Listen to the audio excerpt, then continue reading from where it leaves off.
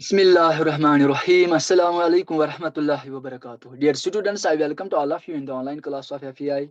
I hope you are all fine. Dear students, today we are going to discuss one more interesting topic, that is Newland's law of octaves, and it will be the lecture number 2 of the chapter periodic classification of elements. So students, last lecture में हमने discuss किया है Dobereiner's classification of elements. और डॉबर्नियर ने किस बुनियाद पे, किस बेस पे elements को classify किया. That means कि he classified elements, as I told you that he classified elements on the basis of increasing atomic masses. And today's topic is Newland's law of octaves. तो इसमें हम देखते हैं कि स्टूडेंट्स के न्यूलैंड जो साइंटिस्ट केमिस्ट आया, तो इन्होंने भी एलिमेंट्स को ये अरेंज किया, एलिमेंट्स को ग्रुप्स में क्लासिफाई किया। तो लेकिन किस बुनियाद पे इन्होंने किया? Newland arranged elements in the order of increasing atomic mass. ये याद रखना डियर स्टूडेंट्स के Newland arranged the elements in the order of increasing atomic mass. जो डॉबर्नियर था, उन्होंने भी एलिमेंट्स को क्लासिफाई किया, अरेंज किया on the base of increasing atomic मास। तो न्यूलैंड ने भी ऐसा ही किया on the base of increasing atomic masses. He divided the elements into horizontal rows of 7 elements. उन्होंने क्या किया? इन्होंने एलिमेंट्स को डिवाइड किया हॉरिजॉन्टल रोज में, और हर एक रो में उन्होंने क्या 7 एलिमेंट्स को रखा. he divided the elements into horizontal rows of 7 elements. ये मैं भी आपको समझाऊंगा एग्जाम्पल के जरिए. He found that the properties of every eighth element are similar to the properties of the first element. उन्होंने क्या नोट किया? उन्होंने ये ऑब्जर्व किया कि जो एट्थ एलिमेंट की प्रॉपर्टी है वो सिमिलर है फर्स्ट एलिमेंट की प्रॉपर्टी के साथ. यानी जो हॉरिजॉन्टल रोज है उनमें जो एट्थ एलिमेंट की प्रॉपर्टी है that is similar to the property of first element. And he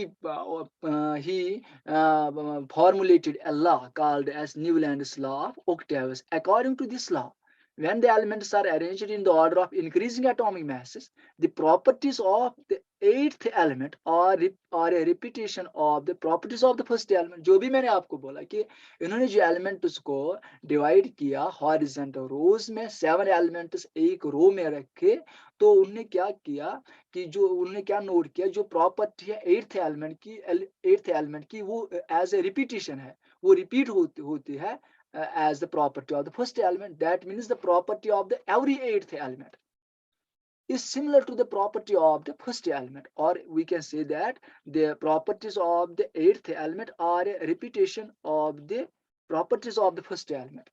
ये अभी आपको समझ में आएगा इसके से. देखिए डियर स्टूडेंट्स, न्यूलैंड ने क्या कैसे एलिमेंट्स को अरेंज किया.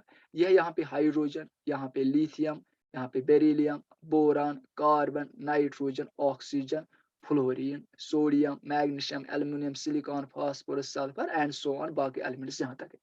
लेकिन डियर स्टूडेंट्स याद रखना, यहाँ पे हाइड्रोजन है, हाइड्रोजन के बाद आता है हीलियम, लेकिन हीलियम इसमें नहीं है. यहाँ पे देख लीजिए आप, ये जो यहाँ पे ऑक्सीजन है, उसके बाद फ्लोरीन, उसके बाद सोडियम, उसके बाद फ्लोरीन के बाद नियॉन आना चाहिए, लेकिन नियॉन तो नहीं है. याद रखना डियर स्टूडेंट्स, जब न्यूलैंड ने क्लासिफाई एलिमेंट्स किया उस वक्त नोबल गैसेस डिस्कवर नहीं हुए थे. हीलियम जो है, नियॉन जो है, आर्गन, क्रिप्टॉन, जीनॉन, रेडॉन, वो एलिमेंट जो है वो नोबल गैसेस हैं, वो उस वक्त डिस्कवर नहीं हुए थे.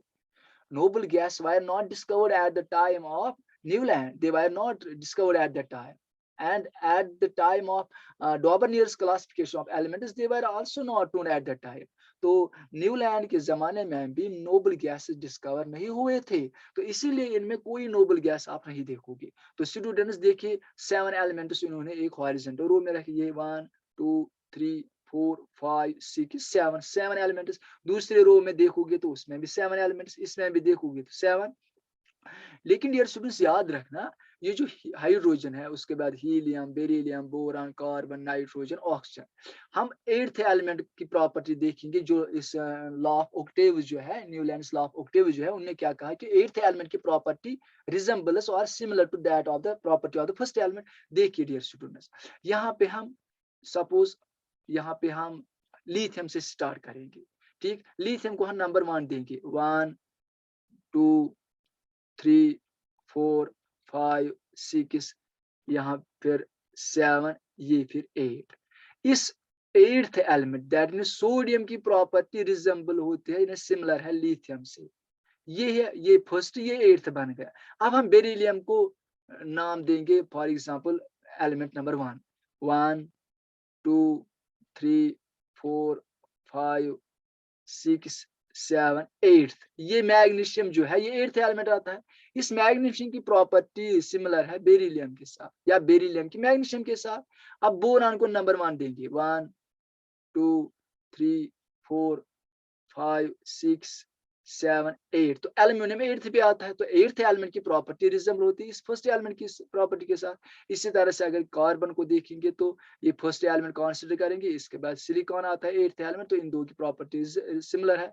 अगर नाइट्रोजन को नंबर 1 दोगे तो एट्थ एलिमेंट आता है फास्फोरस, तो इन दो की प्रॉपर्टी सिमिलर है। इसी तरह से ऑक्सीजन को नाम देंगे 1, तो एट्थ आता है ये सल्फर, तो इनकी प्रॉपर्टी सिमिलर है। अगर डियर स्टूडेंट्स फ्लोरीन को हम नाम 1 देंगे, फ्लोरीन को हम नाम 1 देंगे, 1 2 3 4 5 6 7 8 है क्लोरीन, तो क्लोरीन की प्रॉपर्टी सिमिलर है फ्लोरीन की एलिमेंट की प्रॉपर्टी के साथ। तो ये न्यूलैंड ने कहा कि इन एलिमेंट्स की यानी एट्थ एलिमेंट की प्रॉपर्टी सिमिलर है to that of the first element.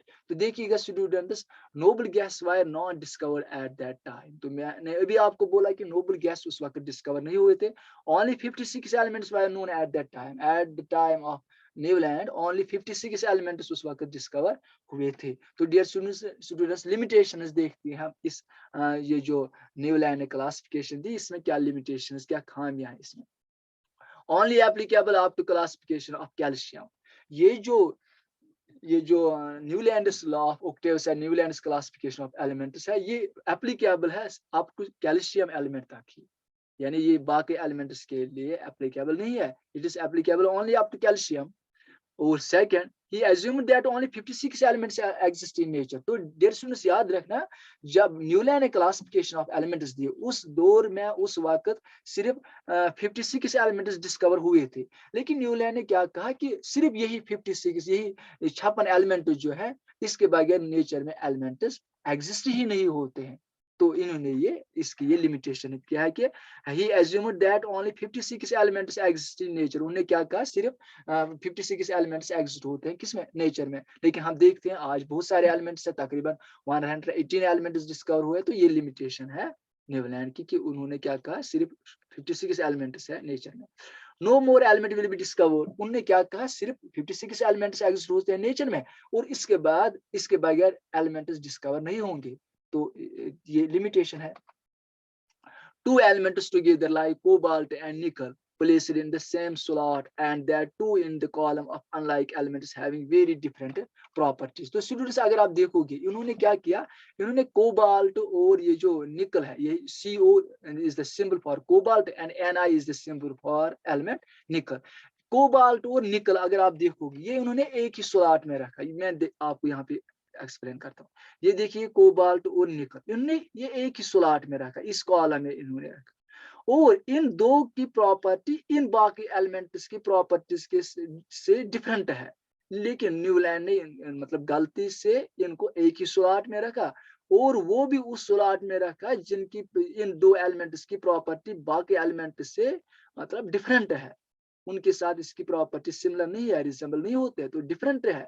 तो इसीलिए कोबाल्ट और निकल जो इन्होंने एक ही स्लॉट में रखा, और वो भी उस स्लॉट में जिनके साथ इनकी प्रॉपर्टी नहीं सिमिलर है, जिनके साथ इनकी प्रॉपर्टी रिजेंबल नहीं होती है, तो इन्होंने इसी स्लॉट में रखा। ये भी एक लिमिटेशन है न्यूलैंड्स लॉ ऑफ ऑक्टेव्स या न्यूलैंड्स क्लासिफिकेशन ऑफ एलिमेंट्स।